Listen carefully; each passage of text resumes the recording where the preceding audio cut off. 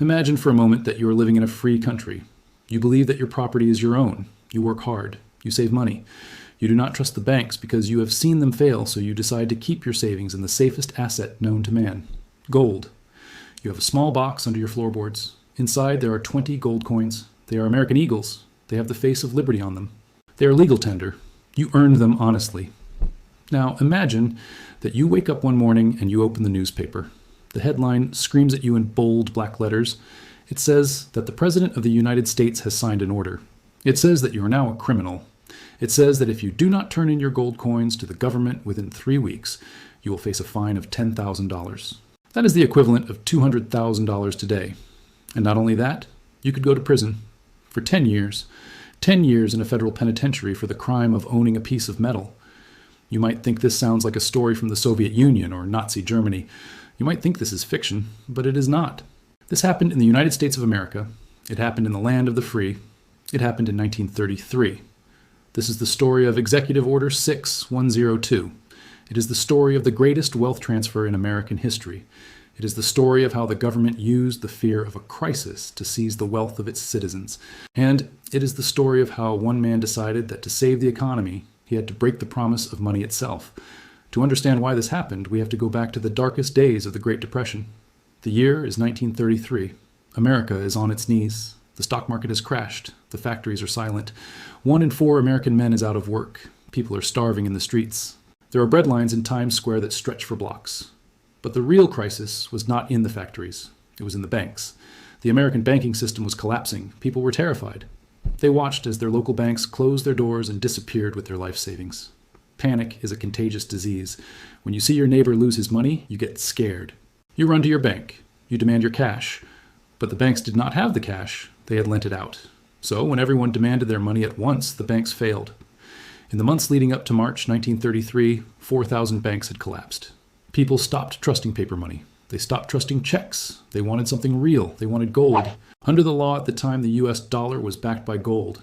If you had a $20 bill, you could walk into any bank and exchange it for a $20 gold coin. This was the gold standard. It was the bedrock of the global economy. It meant that the government could not just print money whenever it wanted. It had to have the gold to back it up. But in 1933, this system was killing the economy. People were hoarding gold. They were taking it out of the banks and hiding it in their mattresses and their gardens.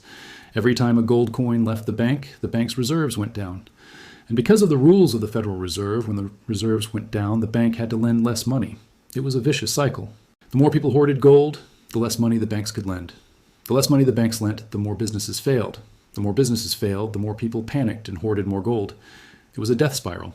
On March 4th, 1933, Franklin Delano Roosevelt was inaugurated as president.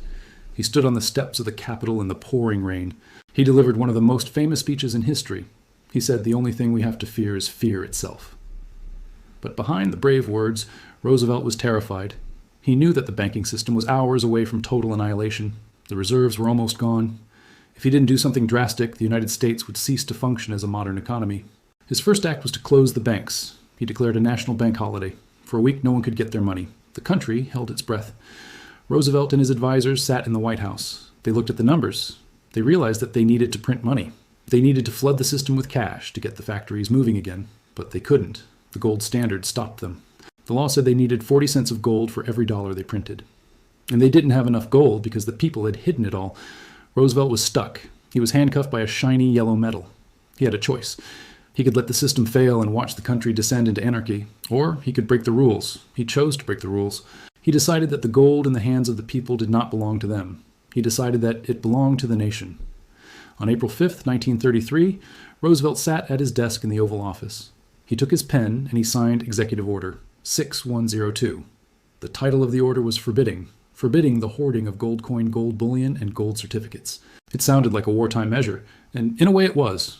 Roosevelt believed he was fighting a war against the Depression. The order was simple and brutal. It declared that all persons were required to deliver on or before May 1st, 1933, all gold coin, gold bullion, and gold certificates now owned by them to a Federal Reserve Bank. There were a few small exceptions.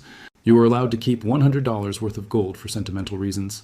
You were allowed to keep rare collector coins. You were allowed to use gold for dentistry or jewelry making. But for the vast majority of Americans, it was a confiscation order. The government offered to pay for the gold. They would pay the official price of $20.67 per ounce. They would give you paper money in exchange for your gold coins. But here's the catch. The paper money was not gold. It was a promise. And as the people would soon find out, it was a promise that could be broken. The reaction to the order was mixed. Many Americans were patriotic. They loved Roosevelt. They believed him when he said this was necessary to save the country. They lined up at the banks. They brought their wedding gifts. They brought their grandfather's coins. They handed over their savings to the teller and took the paper dollars in return. They believed they were doing their duty. But others were furious. They saw it as tyranny. They saw it as theft. Lawyers argued that it was unconstitutional. The Fifth Amendment says that private property shall not be taken for public use without just compensation. It was $20.67 just compensation. That was the question. And then there were the people who simply refused. They didn't protest. They just stayed quiet. They left the gold under the floorboards. They buried it in the backyard. They took the risk. The government knew that many people would hide their gold, so they unleashed the treasury agents. They went through the records of the banks. They looked for people who had made large withdrawals of gold in the previous months. They knocked on doors. They threatened prosecution. It was a time of fear. The government was treating its own citizens like smugglers. But why did Roosevelt really do it? Was it just to stop the hoarding? No, there was a deeper, darker plan.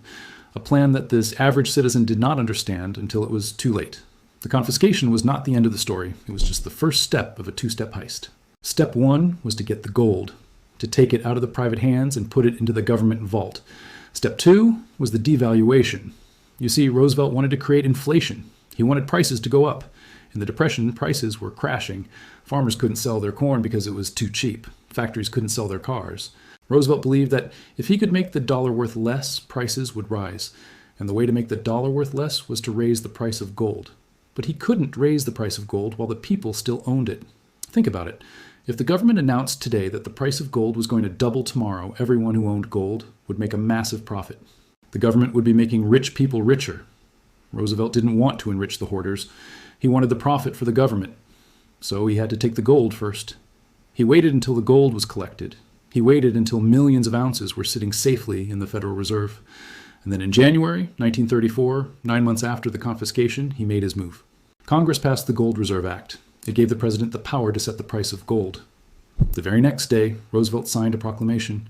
He raised the price of gold from $20.67 to $35 an ounce. Do the math. That is a 69% increase.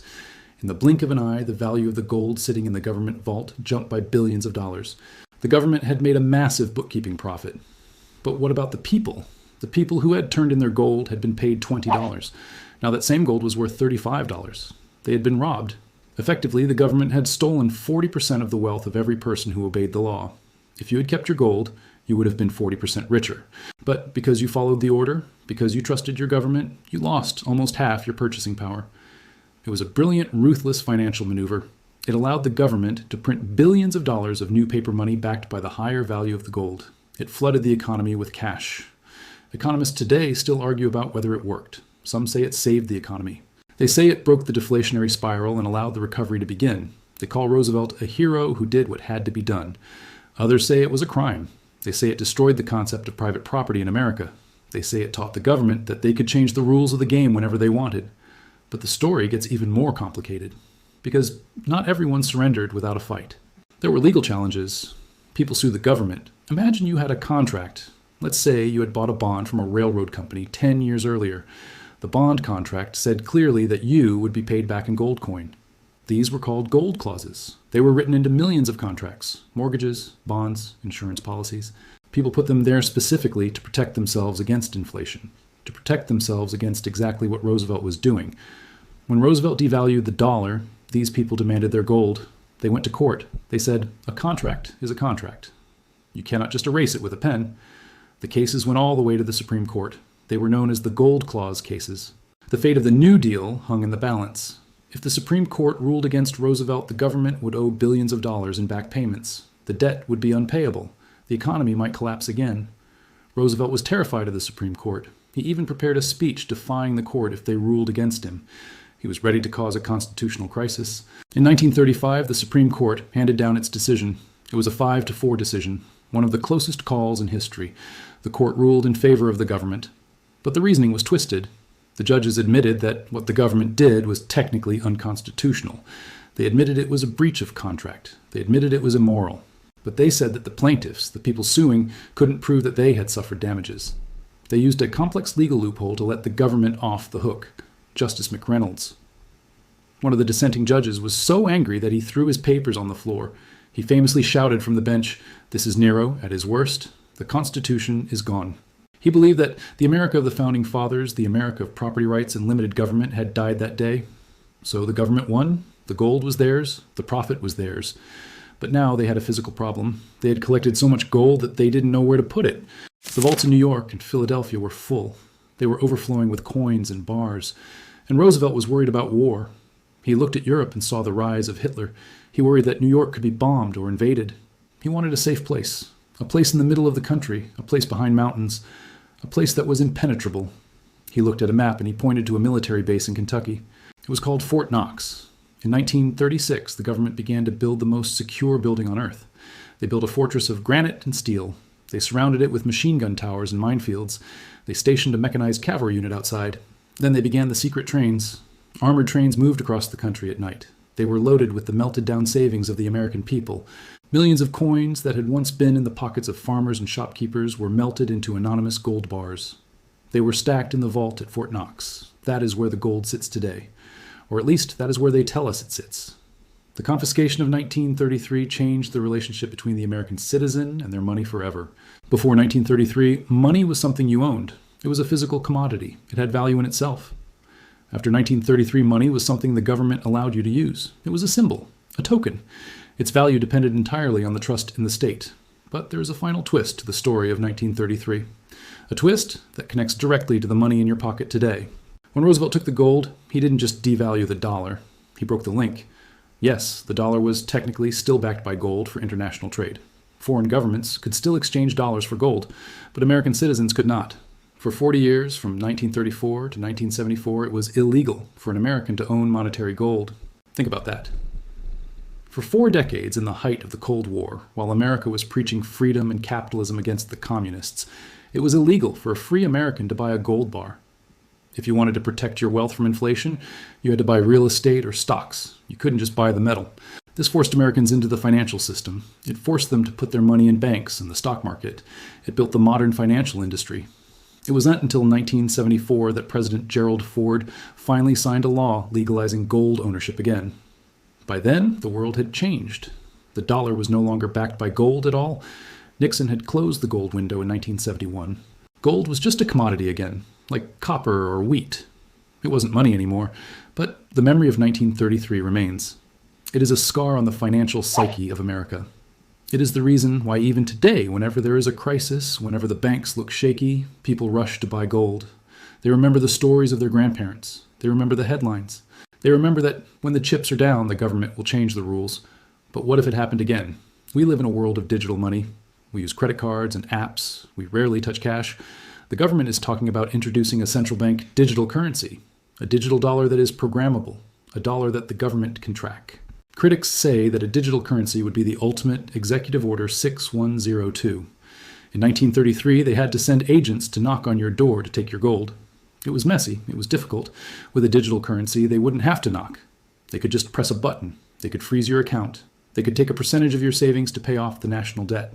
They could tell you that your money expires if you don't spend it. The technology of confiscation has improved. The story of 1933 is not just history, it is a warning. It teaches us that money is not just economics. It is politics. It is power. When you hold a gold coin in your hand, you're holding a piece of independence. You're holding something that does not rely on a politician's promise. That is why they hated it in 1933, and that is why they still fear it today. Roosevelt may have been a hero to many. He may have saved the system, but he did it by destroying the contract of trust. He taught us that in a national emergency, there are no rights, only interests. And he showed us that the only wealth you truly own is the wealth you can hold in your hand and defend. As we look at the debt mountains of today, as we look at the inflation numbers rising, we have to ask ourselves a question. If the crisis comes again, if the banks fail again, if the dollar collapses, what will the president do next time? Will there be another executive order? And this time, will you have anything left to confiscate? To really understand the magnitude of what happened in 1933, we have to zoom in. We have to look at the individual stories. The government order sounded terrifying. 10 years in prison, a $10,000 fine. But did they actually enforce it? Did they actually throw people in jail for hoarding gold? The answer is yes. But they were selective. They wanted to make an example of someone. They needed a scapegoat to show the public that they were serious. They found their target in New York City. His name was Frederick Barber Campbell. He was not a poor man. He was a wealthy lawyer. He was exactly the kind of person the Roosevelt administration wanted to target. The so-called hoarder. Campbell had a deposit at the Chase National Bank. He had 27 bars of gold bullion. That is about 5,000 ounces. In today's money, that stash would be worth over $10 million. When the executive order was signed, the bank contacted Campbell. They told him that under the new law, they were required to turn his gold over to the Federal Reserve. Campbell was a lawyer. He knew his rights. He marched into the bank and told them absolutely not. He said that the gold was his private property. He said that the executive order was illegal. He demanded that the bank return his gold to him immediately so he could hide it. The bank refused. They were terrified of the government. So Campbell did something incredibly brave or incredibly foolish. He sued the bank, and he sued the United States government. He filed a lawsuit in the Southern District of New York. He argued that the government had no authority to seize his property in peacetime. He argued that the Constitution protected him. The government struck back with full force. They didn't just fight his lawsuit. They indicted him. On September 28, 1933, a federal grand jury indicted Frederick Campbell for failing to register his gold holdings. He became the first person in American history to face criminal charges for owning honest money. The case became a sensation. The newspapers covered it daily. It was the individual versus the state. But the government was clever. They knew that if the case went all the way to a jury, Campbell might win. A jury of average Americans might sympathize with him. They might decide that the law was unjust. So just before the trial was set to begin, the government seized the gold anyway. They physically took it from the Chase vault. And then, in a bizarre legal twist, a judge ruled that because the gold had already been seized, the criminal charges were moot. The indictment was dropped. Campbell lost his gold. But he stayed out of prison. The message was clear. You might not go to jail, but you will lose your wealth. The government will win. This sent a chill through the wealthy elite of America. If a high-powered New York lawyer couldn't fight the order, what chance did a shopkeeper in Ohio have? The compliance rate went up. People realized the game was rigged.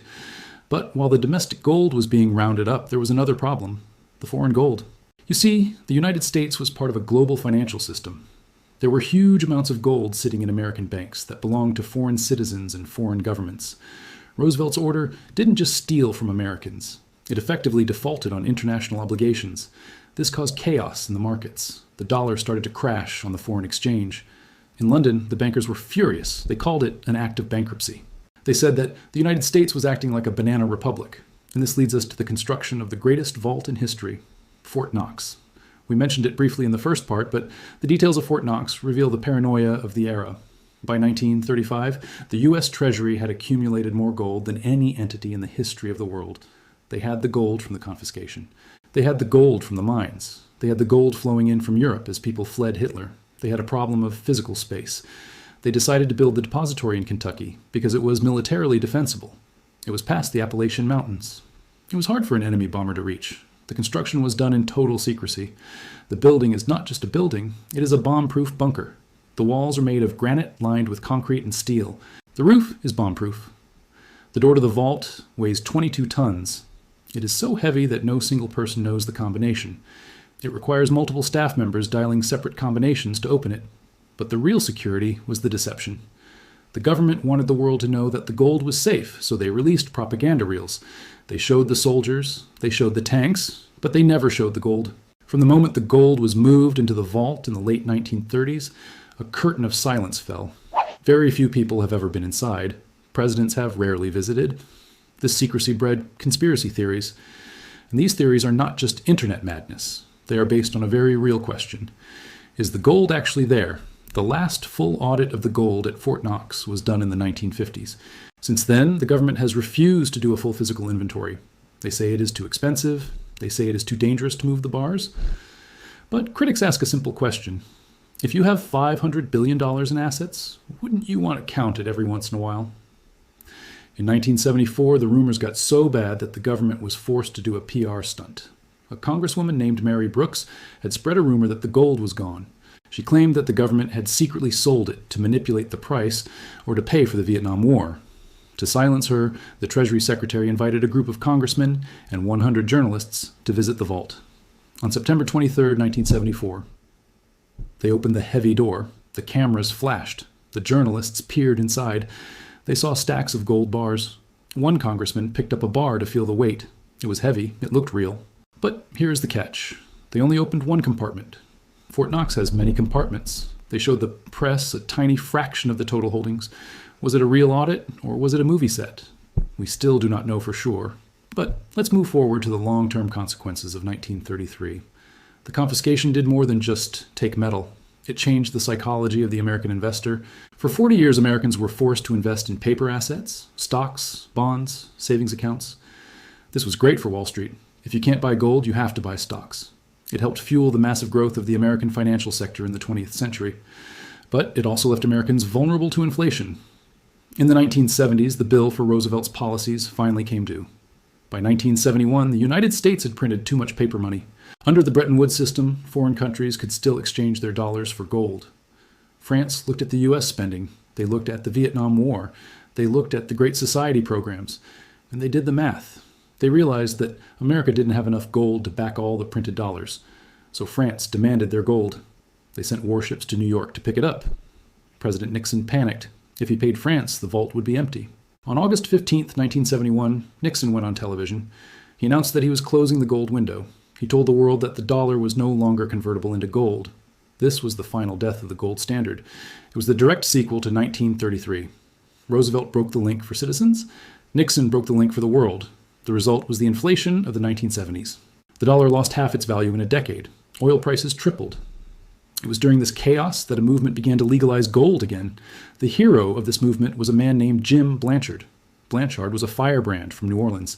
He believed that the right to own gold was a fundamental human right. He called the ban unconstitutional. He staged protests. He famously hired a biplane to fly over Nixon's inauguration with a banner that read, "Legalized gold." He smuggled a gold bar into a press conference and held it up, daring the police to arrest him. He embarrassed the government. He pointed out the hypocrisy. How could America call itself the land of the free if you went to jail for owning a coin? His pressure worked. In 1974, President Ford signed the bill repealing the ban. On December 31st, 1974, Americans lined up at coin shops. For the first time in 41 years, they could legally buy gold. But by then, the damage was done. The culture had changed. Most Americans didn't care about gold anymore. They cared about the stock market. They cared about real estate. Gold had become a niche asset, a curiosity for survivalists and collectors. But let's look at today.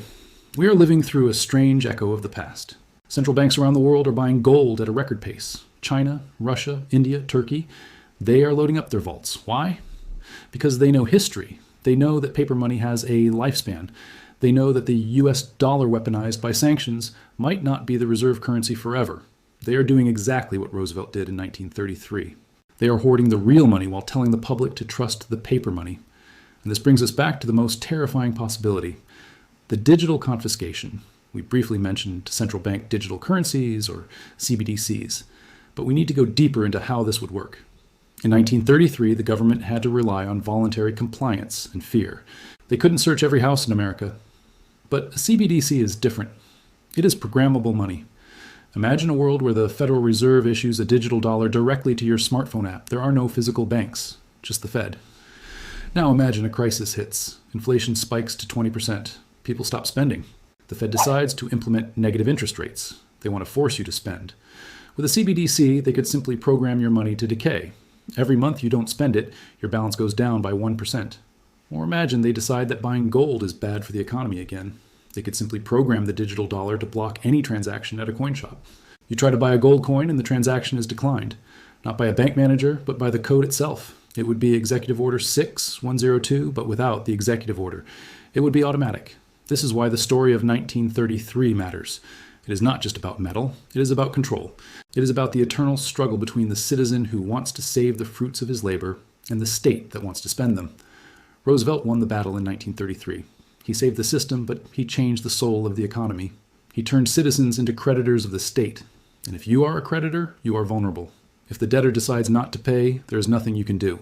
As we stand on the edge of a new financial era, with debt levels higher than they were in the Great Depression, we have to ask ourselves, are we ready for the next order? Are we ready for the day when the app on our phone turns red and tells us that for the good of the nation, our savings have been revalued? History doesn't repeat itself, but it rhymes. The men in Washington in 1933 wore fedoras and smoked cigars. The men in Washington today wear suits and look at iPads. But the logic is the same. When the crisis gets bad enough, the rules go out the window. The gold confiscation was a heist. But it was a legal heist. It was a heist approved by the Supreme Court. It was a heist applauded by the newspapers. And that is the scariest kind of heist of all. Because there is no police to call when the government is the one taking your money. The only defense is memory. The only defense is knowing what happened, so we can see it coming when it happens again. Your grandfather might have buried his gold in the garden. He might have been called a criminal. He might have been called a hoarder. But looking back now, with the dollar having lost 99% of its value since then, maybe he wasn't the criminal. Maybe he was the smartest man in the room. This is John, and this is the Cinematic History Tales channel. Subscribe now to stay ahead of the curve. Because when the history books are written, you'll want to be among the few who saw it coming.